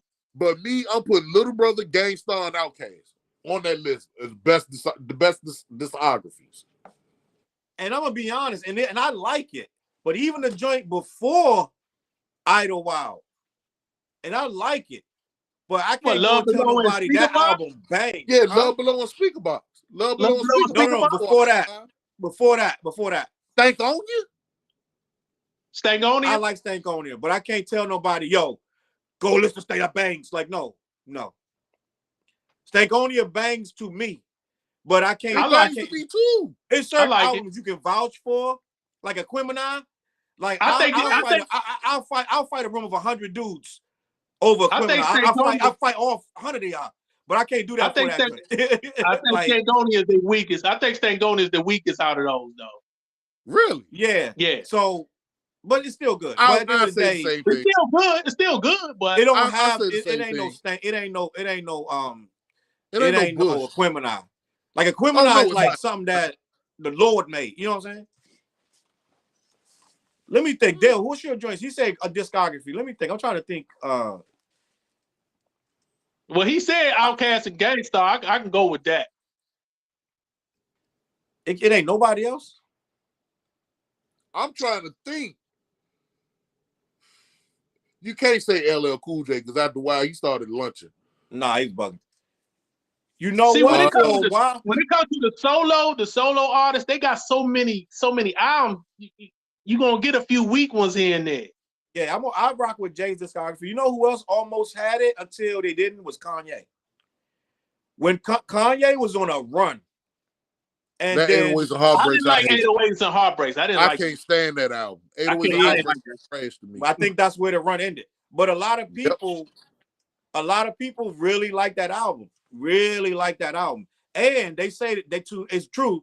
That album changed rapping to what we got right now. Yeah, a lot of that is happening right now. Was it for the better though? Did it change it for and the you better? know the wild thing about it? Guess what he doing on there? He's singing. And the wild thing about it, even though we hold used a lot of auto-tune. So Yeah, he did. But even though we hold these two in high regard, you can't even say that for Nas and Jay-Z discography neither.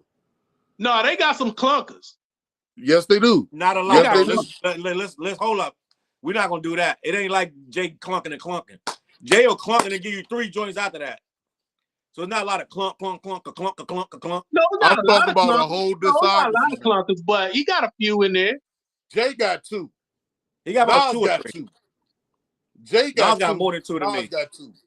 But Nas got like that's a run. Nas' last 6 joints is a run. Oh yeah, that's a run. That's last 6. That's a hell of a run. That's a hell of a run. Which one of Nas would you say was misses? Which albums of Nas was misses? You could say Nas Sid, the joint with Kanye was a miss. Yeah. I'm gonna say the end. Nostradamus, you could say was a miss. Even though I like some joints on there, that was a miss. I like some joints on there, but it's a miss. The nigga album. I like some joints on there, but you could say it's a miss. You can say it's a miss. Overall, Street Disciples was a good one. The nigga, I'm a conscious rapping dude. I was like, I got to a point I couldn't even listen to that nigga album no more. I couldn't even hear it, bro. I understand where you're coming from because overall it is missing. It is lacking, but it got some bangers on there. But it do got some bangers on there. It got some bangers on there. Like he got the joint about the roach where he described himself like a roach. Yep. That joint. I forgot about that joint. Then he got the other joint. We talking about chicken. What about J. Cole? Oh, I forgot about that. Man, like, see that overall that nigga album is not that good, but he got some songs that you be like, God damn, John, how the fuck he think of this shit? But he great though, damn. Jay-Z great. Jay-Z worst album got some joints on it. Yeah, but I'm saying that's what I'm saying. He always like even his weak joints, he got some joints. You be like, man, he had a few joints on there, but you like, man. Tribe worst album got joints on it. What's Tribe worst album? Y'all watch y'all say love, but watch y'all say the Love Movement. Y'all say the Love Movement was that is their worst album. It might be worse than Beast Rhymes in Life. And you know what's crazy? I was so when we bought Beast Rhymes in Life.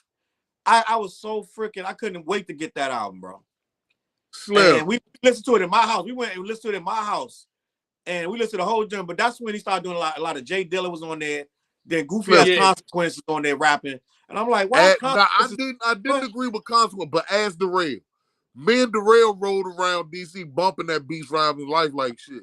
And Consequence wasn't bad. I just didn't like the fact that they put him in the group. I'm like, you at least gotta ask us, do we want this nigga in the group? Right, it's like they just put him in the group. It's like they just threw him in the group. Like, all right, here's Consequence. And we like, wow, how does he earn that? What do you do? Oh, Q-Tip cousin. That's all you gotta do. It, but it was what it was. It was what it was. Common had a little run. Yeah, he did. From that second album, Resurrection. Electric Circus is one album I did not like. See, that would mess up his run. That's what messed up his run. That Electric Circus. Yeah. That Electric Circus fucked up his run, Joe, because he had a run. He had Resurrection, then he had One Day It All Makes Sense, then he had Water for Chocolate. Yep. Then he came with that Electric Circus. Then he came back with B.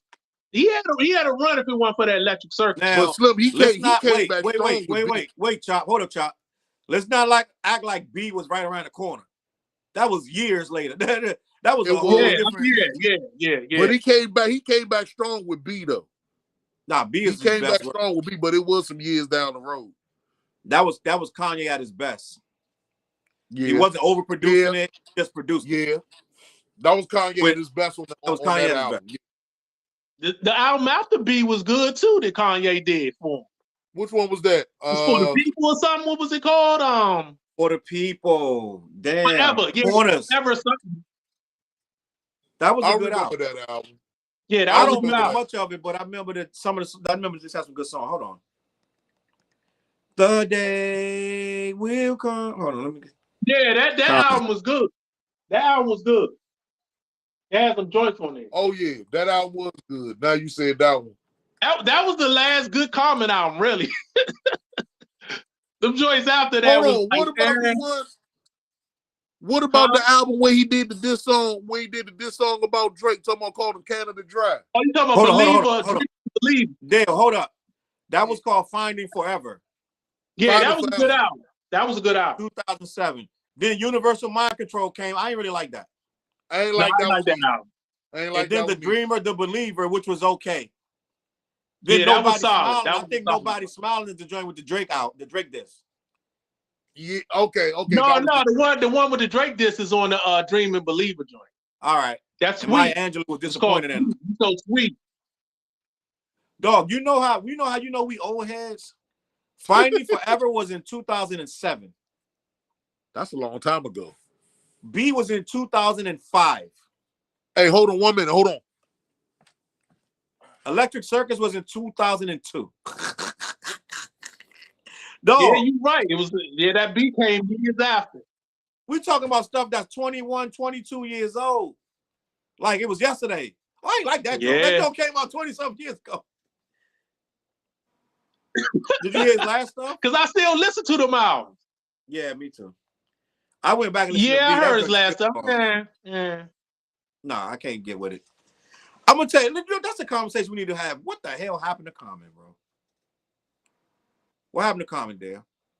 He still can rap, but his album making is not as good as it used to be. You want me to tell you why? And this is insight right here. Common is chasing different things. It's everything except rap. He want to be all these things to all these different people. He want to be the spokesman. He want to be the dignitary, the diplomat. He want to be the poet. He want to be everything. Everything to all black people at all times. He want to represent the whole race, but he don't want to spit. And so when he spit, he's trying to represent all these different things.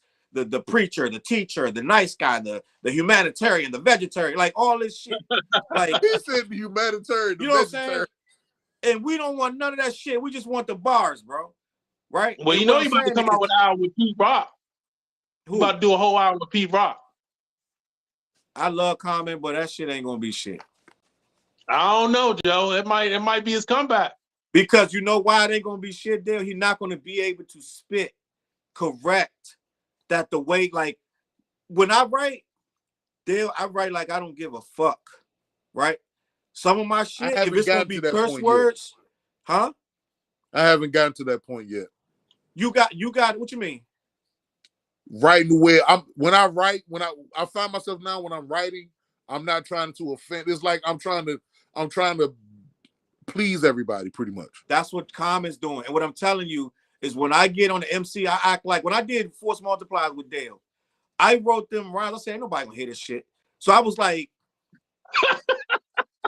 man, I'm gonna say whatever come to my mind. Right? A lot of stuff I say on Sports Multipliers is not politically correct. It's not that it's offensive, but it's like, you know what I'm saying? It's like when wifey give me the A-OK, we're gonna DP them bitches like Double Dutch. You know what I'm saying? So it's like I literally said when my wife give me the A-OK, we're gonna DP bitches like Double Dutch. I love it. You know what I'm saying? So it sounds like you basically saying he don't want to mess up his Hollywood connects by saying some wild shit. He don't. And what I'm saying is he's not going to ever spit like Common used to spit. Even when on on beat, it wasn't that it was it was more plugged in. And it was just like, I'm Common and I'm writing about what's going on, da da da. Now it's like, I'm Common and I'm gonna tell you everything that's big and beautiful around the entire world. Everything, you know what I'm saying? It's like the revolution is amazing. Like, get the fuck, like, we don't want to hear that shit. Like we so he lost his edge. He lost his edge, bro. And I like Common. I just watched Silo. That movie, that show was great. Did you watch Silo? Yeah, Common's, I like that joint. He did a good job in that. He did his job. But that you think he did a good job acting in that? You think he did a good job acting in that joint? He did a great job. But he only acted the same way in almost everything. But he'll put the edge into acting because he know he can just hide behind the acting. But with the rapping, he can't put the edge in that because he's trying to get the Grammy again, the Oscar. He's trying to get the EGOT. Like, he's trying to get all this shit. He's trying to get all these awards. He said that before too. He said he's trying to get all of them. He said he got them. He said he wanted to get all of them. That's the point. He trying to get, like, he made the civil rights song, and it's him and John Legend. They doing stuff for Obama right now, bro. So ever since Maya Angelou was disappointed in him, he ain't been the same. So it's he's trying to please everybody. We never getting that Common again. And and Pete Rock, to me, Pete Rock funny style of shit too. This thing he just did with Cannabis, he did the beats and he didn't do the beats. He didn't buy him. He bought it. He paid for him. Somebody else did. Like, it's all this goofy shit. I ain't listen to the album at all. Did y'all listen to the last Cannabis album? That all that hype was about Pete Rock was saying it was trash. And Cannabis was like, how the fuck is trash? You did all the beats. And he was like, I ain't do none of the beats. He trying to lie. It was a whole thing. I ain't know Cannabis had an album with Pete Rock doing the beats. Yeah, I remember that shit because Challz and I went back. I was like, damn, he did do an album. Pete Rock did do an album with this nigga. He did, well, he claiming he didn't do it, but then it was like convoluted because he was like, oh, you never paid for the beats, so I took the beats back. And he like, how you take the beats back when these are the beats I'm rapping to? It was goofy. So I'm like, yeah, it was goofy ass shit.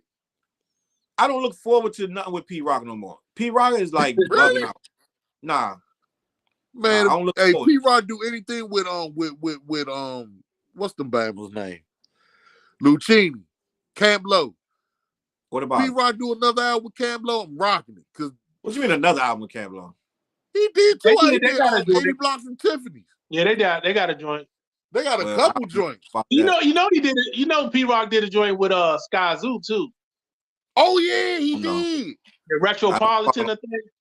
I don't follow like that. I'm not mad. I know you checked out of Camp Low a long time ago, but Camp Low got some shit.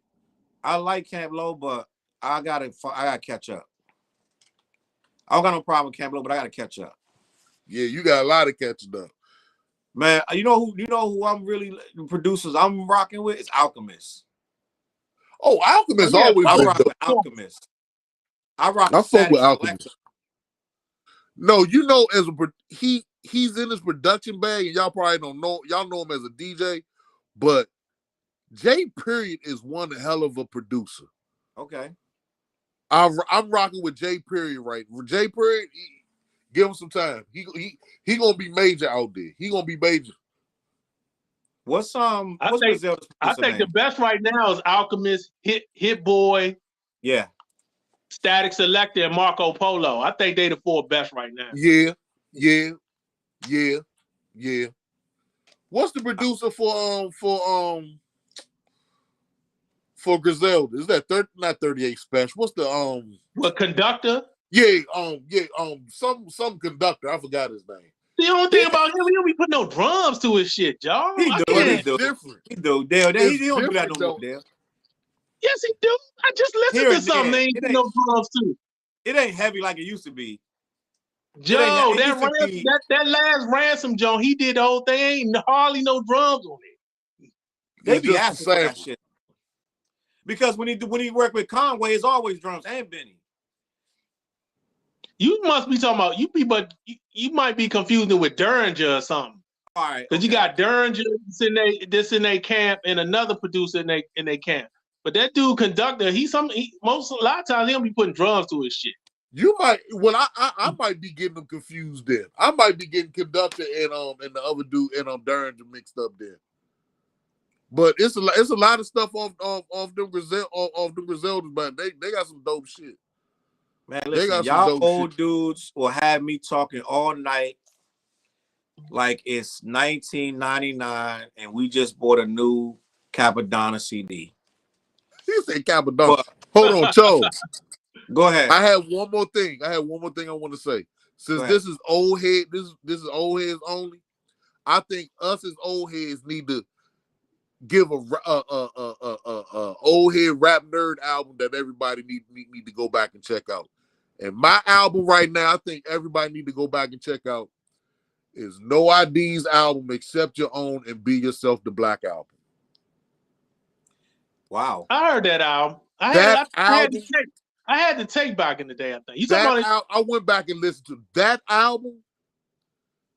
Amazing.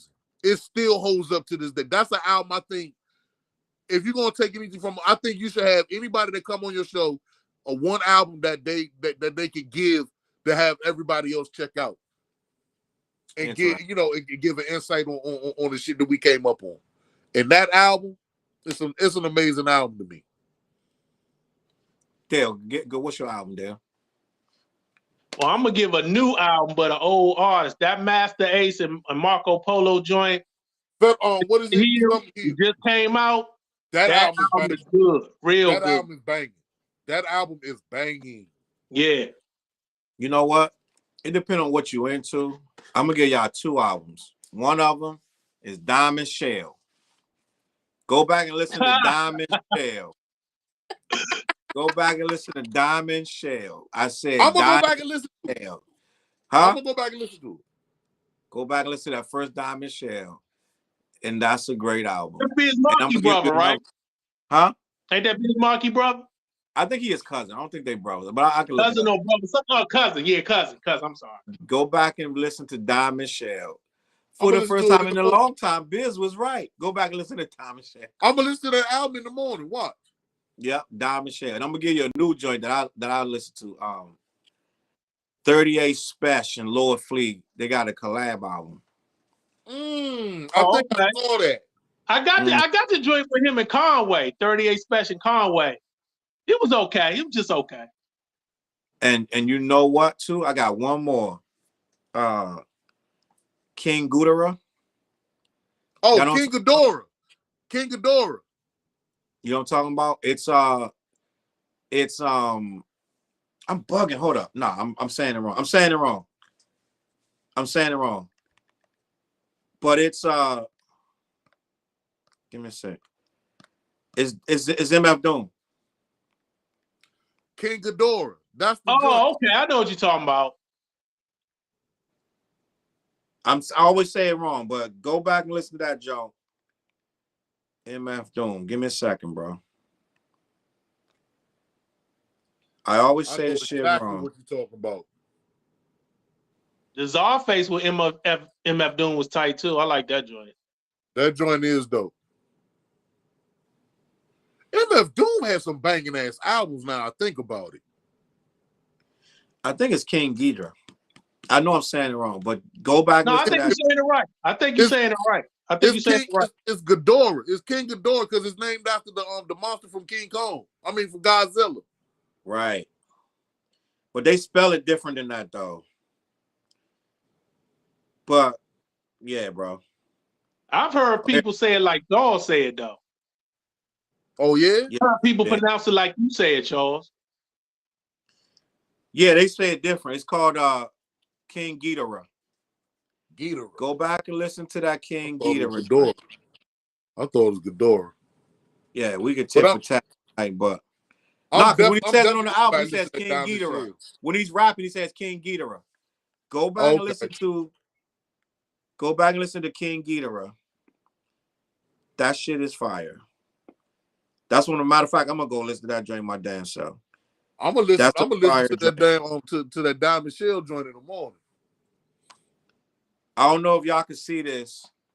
Oh, let me see if I can get it. All right. Yeah, I listened to that album about a month ago. That's the King Ghidorah. King Ghidorah. Yeah, that's Ghidorah. Yeah. Yeah, go listen to that joint. That's a fire joint.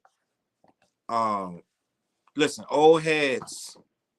Appreciate y'all watching, whoever the hell's still around, while we sitting here half damn sleep. All of us got to work in the morning. I take my ass to bed. I got to go to work in the morning. I know. Elizabeth's going to be like, baby, you still up? You on that damn computer? Hey, you Slim, fuck work. Fuck Get work. I love this music shit. They still got honest clothes. Huh? No, I'm good. I work from home tomorrow, so I'm good. Oh. Yeah. You work from home every day? No, just Monday, Tuesday, and Friday. All right, gang, listen. It was a beautiful night. I appreciate everybody here. We will be back next week. We're going to be talking about some more funky, fresh, old school topics. And I'm glad we got to talk about the boys. I'm glad. I want to thank y'all for having me tonight. I really enjoyed this. Appreciate you, Chop. I'm going to bring you back, too. You definitely got to come back. I would love it. I would love to. Definitely got to come back. Dale, appreciate you. Tomorrow, make sure y'all share this. Make sure people see it. Because I think we had a good time. What you got rolling? The last show a lot. Huh? I shared the last show a lot. All right, gang. I'm going to catch y'all on that flip side. Appreciate it.